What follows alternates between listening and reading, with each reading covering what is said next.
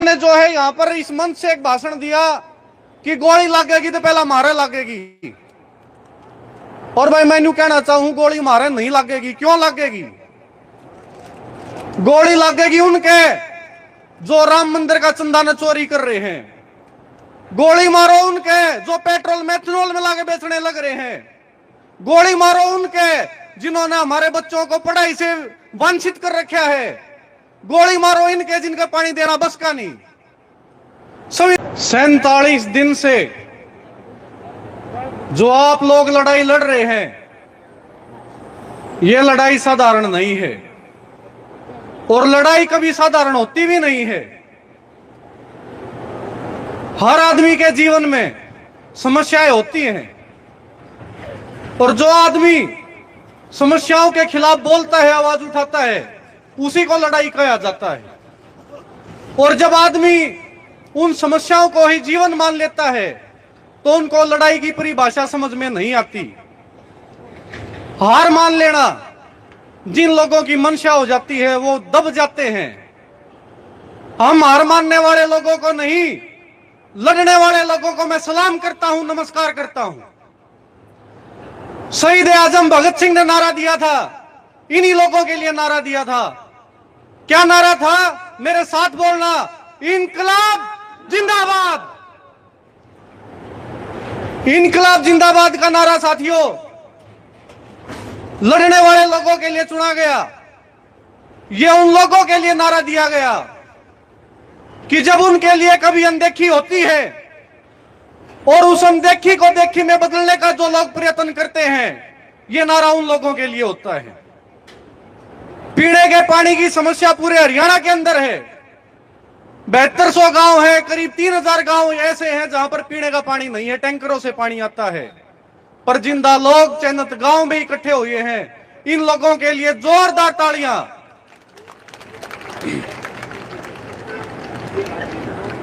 जब किसी मुद्दे को लेकर, किसी समस्या को लेकर संगठित होकर लड़ाई लड़ी जाती है, उसी को आंदोलन कहा जाता है। और आंदोलन क्या है? आंदोलन इनोवेशन और क्रिएशन का एक समायोजन है, एक समावेश है। इनोवेशन नवाचार, क्रिएशन सृजन। सृजन का मतलब है कि हमें चिन्हित करना है क्या चीजें हमें चाहिए, क्या हमारा विचार है। और इनोवेशन है कि उसका तरीका क्या है। मेरे बुजुर्ग, मेरी मातृशक्ति, मेरे नौजवान साथी पूरे हरियाणा से यहां बैठे हैं और सुन रहे हैं सोशल मीडिया के माध्यम से। इस देश का और इस दुनिया का सबसे बड़ा आंदोलनकारी कोई हुआ तो महात्मा गांधी हुआ। और उन्होंने कहा कि आंदोलन की जो नींव है वो शांति से और अनुशासन से ही होती है। आंदोलन की नींव शांति और अनुशासन के आधार पर रखी जाती है। शासन और प्रशासन आप लोगों को गुमराह करने की 4 नीतियां रखता है। साम, दाम, दंड, भेद। साम का मतलब है कि आपसे मीठा बोल के, आपको बहका के। दाम का मतलब है आपको लोभ दे के। और दंड का मतलब है लाठी मार के। और भेद का मतलब है जो ये चाल चलने लग रहे हैं कि आपके अंदर फूट डाल के, भेद डाल के। और इनकी नीति सीधी भेद की नीति होती है। बुजुर्गों, जब चुनाव आते हैं, ये कहीं धर्म के नाम पर भेद डालते हैं, कहीं जाति के नाम पर भेद डालते हैं। यहां पर भी हम देख रहे थे इस धरने को। आज मैं आप सबको बताना चाहूंगा कि ये ऐसा धरना है जिसके ऊपर पूरे हरियाणा के जिंदा लोगों की नजर टिकी हुई है। पूरे देश के जिंदा लोगों की नजर टिकी हुई है। भेद डाल के आपको कमजोर करने की कोशिश की जा रही है और जिसके अंदर आपकी सूझबूझ के कारण ये बार बार विफल होते जा रहे हैं। चौधरी छोटराम जी कहते थे कि बोलना सीख लो और अपना पहचान लो। बहुत छोटी उम्र के अंदर जिम्मेदारी हमारे को मिली और मैं अपने काका ताऊ अपनी माया तो मैं सीखने के लिए आ रहा हूं। हो सकता है मेरी किसी शब्द के अंदर कोई, मैं जोश में आवेश में आके कोई शब्द ऐसा कह दूं तो उसके लिए मेरे को समझाना, बाद में टोक लेना। इस धरने के ऊपर मैंने बहुत सारे वक्ताओं के विचार सुने। हर आदमी क्रांतिकारी है जो इस धरने के ऊपर अपना समय निकाल कर आने लग रहा है, चाहे वो चांदत गांव का है, चाहे गोवांड का, चाहे हरियाणा के किसी भी कोने का है। और कई भाइयों ने जो है यहां पर इस मंच से एक भाषण दिया कि गोली लगेगी तो पहला मारे लगेगी। और भाई मैं यूं कहना चाहूं, गोली मारे नहीं लगेगी। क्यों लगेगी? गोली लगेगी उनके जो राम मंदिर का चंदा न चोरी कर रहे हैं। गोली मारो उनके जो पेट्रोल मेथनॉल में लाके बेचने लग रहे हैं। गोली मारो उनके जिन्होंने हमारे बच्चों को पढ़ाई से वंचित कर रखा है। गोली मारो इनके जिनका पानी देना बस का नहीं। संविधान के अनुच्छेद 21 के अंदर राइट टू फूड सेफ्टी है, हमारे भोजन का खाद्य सुरक्षा अधिनियम के तहत हमारे को अधिकार मिला हुआ है। और उसमें सरकार की जिम्मेदारी है हमारे को स्वच्छ खाना और पानी देना। खाने का मतलब है खाना कभी पानी के बगैर बनता ही नहीं। और जब पानी नहीं दे पा रहे आप, तो आप संविधान का उल्लंघन कर रहे हो। आप गोली खाने के लायक हो। और भाई गोली मारनी मारो उनके जाके दून मारी के नाला खाने की थारी कोई हिम्मत नहीं ना भाई, हमारा कानून के अंतर। हम अपनी शांति से बैठे हैं, एक जायज मांग के ऊपर बैठे हैं और हाथ जोड़ के मांग करने लग रहे हैं। 47 दिन हो गए, थोड़े नहीं होते। अगर हमारी मांग नाजायज हो तो भाई सूबे का प्रधान जो मुख्यमंत्री है वो न्यू बताओ कि आपकी जायज यहां पे जो आपकी मांग है वो यहां पे नाजायज है। और नाजायज होती ते जो मेरे ताऊ बैठे हैं, जितने भी खंडवे वाले, धोती वाले, कुर्ता वाले जो मेरे ताऊ बैठे हैं, पाछा ने घूंघट वाली जो मेरी ताई बैठी हैं, ये इस धूप के अंदर यहाँ इस टेंट के नीचे नहीं बैठे पाते अगर हमारी मांग नाजायज होती तो। बहुत सारी चीजें हम देखने लग रहे हैं। 3.5 साल मेरे को जिला पार्षद बने हो गए और इस सिस्टम के अंदर घुस के देखा कि ये सिस्टम कितना भ्रष्टाचारी सिस्टम है। भ्रष्टाचारी कहने का औचित्य क्या है मैं आपको समझाना चाहूंगा। हम जब बने तो ये कानून लेके आए, पंचायती राज जो संस्थाएं हैं जो इस देश का आधार मानी जाती है विकास करने के अंदर, एक ई टेंडरिंग लेकर आए।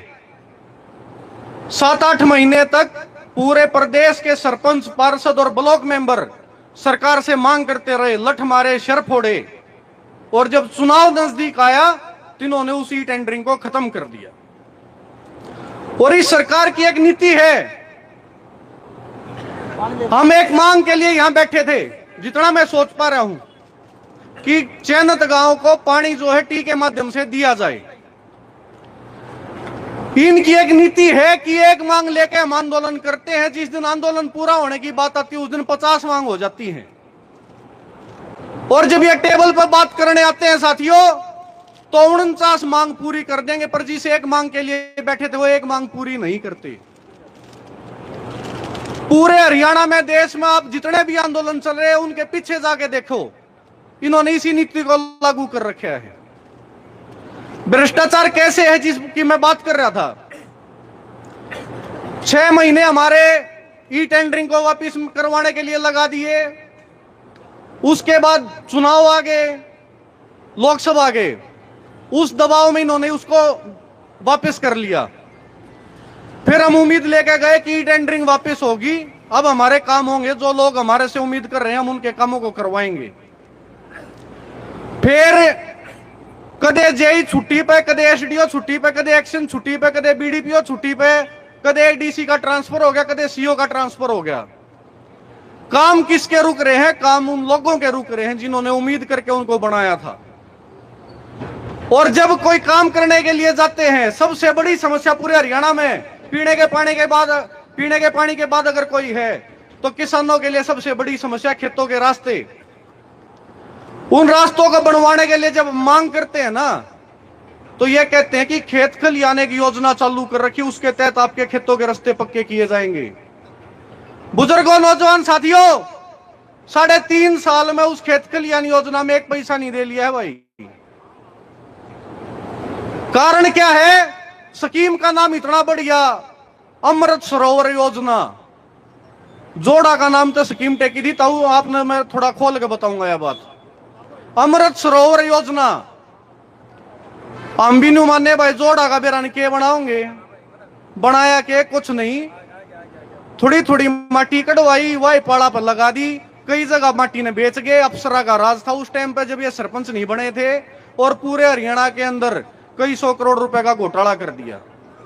और आपके जोड़ों की हालत उतनी ही खराब आज है।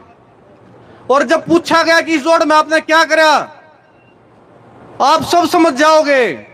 इन्होंने जवाब दिया कि हमने तो जोड़ की खुदाई करवाई थी, ऊपर से बारिश होगी, मट्टी उल्टी जोड़ में चली गई और जोड़ वापस हट गया।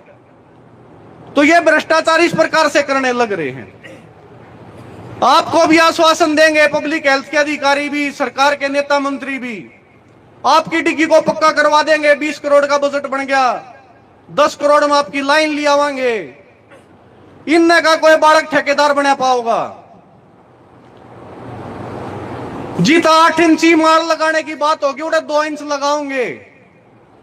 आप छाती पीटते आंडोगे। देखा भाई, सरकार ने काम करवा दिया। 6 महीने पाछे उससे वाटर टैंक के अंदर त्रेड़ पाट जाएंगे, पानी डट्टे नहीं का। कागजा के अंदर आपके गांव में 20 करोड़ रुपए ला दिए, थारे तक पानी पिया जाए, हमारे तो 20 करोड़ में पानी ना पिया तुमने। ये अव्यवस्था है, ये भ्रष्टाचार है। और जिसको छिपाने के लिए ये हमारे को बता देते हैं कि ये मांग नाजायज है और ये चीज जायज है। ताऊ सुरेश कोथ ने एक बात कही थी, और मेरे से पहले हमारे आदरणीय खाद्य प्रधानों की भी मैं बात सुन रहा था, उनके मुंह से भी एक बात बहुत अच्छी निकल रही थी। पूरा हरियाणा ये मान रहा है कि आज नाक का सवाल बन गया है चैनत गांव का पानी। और पानी नहीं, ये जो पाइप पड़े इनके बीच में टी लाख के पानी पहुंचे, यह बात हमारी मांग बन गई है। तो सुरेश कोथ ने कही थी कि भाई ते एक्शन खोए पे धर के लिया टी ने, तो भाई इतनी देर रात मिल सका है कि वह टी खोए पे ना धरी जाते, शर पे धर लीजिए साहब, पर पानी टी ते लेना है। 2 मिनट का समय मैं आपका और लेना चाहूंगा। 2 मिनट। अभी ताऊ जी कह रहे थे कि भाई इस सरकार ने जो है एक भरत तिवारी नाम के लड़के का एनकाउंटर किया बिहार के अंदर। बुजुर्गों, उसका मारने का कारण क्या था? वो सिस्टम से सवाल कर रहा था, जिस प्रकार आप लोग करने लग रहे हो। उसको सरेंडर करवा दिया और उसके बाद उसका एनकाउंटर कर दिया। इस देश में हर आदमी के अंदर भगत सिंह है, हर आदमी के अंदर गांधी है, हर आदमी के अंदर भीमराव अंबेडकर है, पर यह सिस्टम उनको डरा इतना रहा है कि हम बोल नहीं पा रहे हैं। और कॉकरोच जनता पार्टी के माध्यम से जब बच्चों को रोजगार देने की बात थी, जो सरकार का जिम्मेदारी बनती है कि पेपर अच्छे से करवाना, निष्पक्ष करवाना, जब ये नहीं करवा पाए और बच्चों को कॉकरोच बोला गया, तो एक आंदोलन वहां चल रहा है, आपके बच्चे वहां आंदोलन कर रहे हैं। उस आंदोलन के बीच में कभी देशद्रोही बताने लग जाते हैं, जो इनकी पुरानी परंपरा है। आपको आंदोलन जीवी देश के प्रधानमंत्री ने कहा था जब आप इस राजधानी के बॉर्डर के ऊपर आंदोलन दे रहे थे। आपको न्यायाधीश ने कॉकरोच बोला है, आपको पाकिस्तानी, तालिबानी, खालिस्तानी, अलग अलग ये उपमाएं दे रहे हैं। पर भाई इस देश के जो ये लोग यहां बैठे हैं, जो सिस्टम से सवाल कर रहे हैं, असली हिंदुस्तानी लोग ये हैं। इन लोगों ने अपने खून पसीने से, इन्हीं के बुजुर्गों ने, हमारे बुजुर्गों ने अपनी आहुतियां दी इस देश को आजाद करवाने की, इस देश के संविधान को खड़ा करवाने की। और आज उस संविधान की सुरक्षा करने के लिए आंदोलन किए जा रहे हैं और जी जान से किए जा रहे हैं। जब मुद्दे हैवी हो जाएंगे ना, इराक और ईरान इजराइल का युद्ध चल रहा है, आज इस बात को नोट कर लेना भाई, मीडिया के साथी भी हैं। 3-4 महीने में ऐसे हालात बन जाएंगे कि भाई सरकार से हर आदमी सवाल करेगा, वो फर्जी नूरा कश्ती चला देगा। क्या भाई भारत ने युद्ध छेड़ दिया, लोग नहीं मानेंगे, देश में तो युद्ध छिड़ गया, अपना चुपचाप बैठ जाओ। ये इतने गंदे हैं क्योंकि राम मंदिर का जो मुद्दा है, वहां पर जो इन्होंने चंदा खाया है, वो यूपी के अंदर इनकी चुनाव में हालत पतली होती जा रही है और उसको दबाने के लिए ऐसे हथकंडे अपनाएंगे। मैं अपनी बात को विराम देते हुए आप सभी को, मेरी जो माताएं बैठी हैं, मेरे जो चाचा ताऊ बैठे, नौजवान साथी बैठे हैं, मैं एक नारा दूंगा आप सभी की इस संघर्ष के लिए, चैनत गांव के लिए, कि चैनत गांव एक चिंगारी है, पूरे हरियाणा की बारी है। चैनत गांव एक चिंगारी है। जय हिंद, इनकलाब जिंदाबाद। बहुत बहुत धन्यवाद डागर साहब।